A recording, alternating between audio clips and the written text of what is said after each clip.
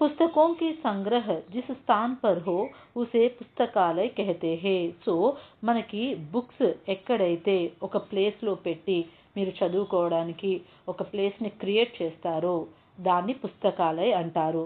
సంగ్రహ means collection, స్థాన్ means place, ఉసే పుస్తకాలయ कहते हैं. So దాన్ని పుస్తకాలయ అని అంటారు.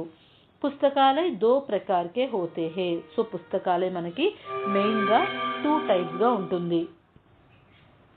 एक निजी पुस्तकालय और दूसरा सार्वजनिक पुस्तकालय. సో ఒకటి మనకి ప్రైవేట్ లైబ్రరీస్ ఏవైతే పర్టికులర్గా స్కూల్స్లో కాలేజెస్ వరకు లేదా మన ఇంట్లో మనం క్రియేట్ చేసుకునే ఒక కార్నర్, స్టడీ కార్నర్, ఇలాంటివన్నిటిని మనం ప్రైవేట్ లైబ్రరీస్ పుస్తకాలయ, నిజీ పుస్తకాలయ అంటాం. అలా కాకుండా ఎవరన్నా సరే ఆ పుస్తకాలయలో ఆ లైబ్రరీలో మెంబర్షిప్ కార్డ్, నెలకి ఇంత అమౌంట్ అని చెప్పేసి మెంబర్షిప్ కార్డు కనుక మనం తీసుకొని అక్కడికి వెళ్ళి చదివితే దాన్ని పబ్లిక్ లైబ్రరీస్ అంటామన్నమాట.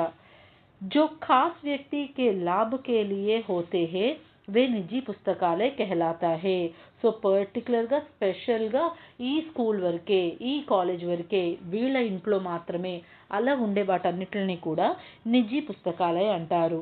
అలా కాకుండా जो पुस्तकों साधारण जन के लिए है उसे सार्वजनिक पुस्तकालय कहते हैं. సాధారణ Jan means normal people. So public people ఎవరన్నా సరే ఆ లైబ్రరీలోకి వెళ్ళి చదవచ్చు. అలాంటి వాటిల్ని మనం నార్మల్ లైబ్రరీస్, సార్వజనిक पुस्तकालय అని అంటాం. कुछ लोग यह सोचते हैं कि हमारे शिक्षा स्कूल और कॉलेज में ही खत्म हो जाते हैं.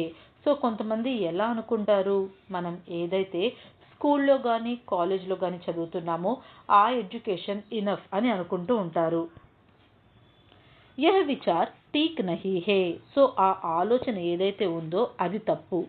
కేవల్ పాఠ్య పుస్తకం పढ़ने విద్యార్థిयों के ज्ञान सीमित रहते हैं.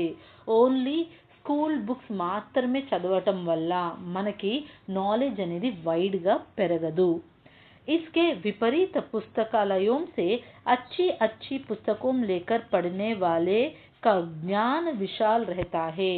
అలా కాకుండా మనం లైబ్రరీస్కి వెళ్ళి ఏదైతే మనం నాలెడ్జ్ క్లాస్ రూమ్లో తెలుసుకున్నామో దాన్ని ఇంకొంచెం వైడ్గా లైబ్రరీలో బుక్స్ తీసి నేర్చుకోవడం వల్ల ఆ టాపిక్ ఇంకా బాగా మనకి అర్థమవుతుంది. సో పుస్తకాలయ వల్ల మనకి అలాంటి ఎన్నో బెనిఫిట్స్ ఉంటున్నాయి. वास्तव में पुस्तकालय मानव के लिए बहुत बड़ी देन है.